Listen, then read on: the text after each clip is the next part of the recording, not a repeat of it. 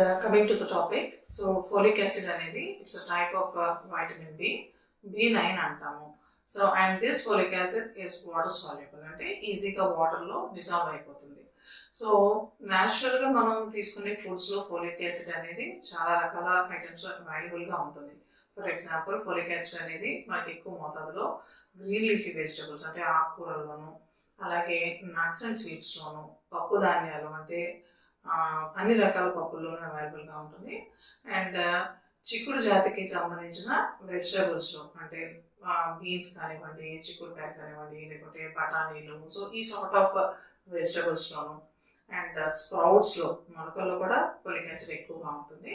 And coming to fruits, citrus family ఫ్రూట్స్లో అంటే నిమ్మకాయ కానివ్వండి, ఆరెంజెస్, మోసాంబీ, సో ఈ సార్ట్ ఆఫ్ ఫ్రూట్స్లో కూడా ఫోలిక్ యాసిడ్ అనేది ఎక్కువగా ఉంటుంది. బట్ ఈవెన్ దెన్ మన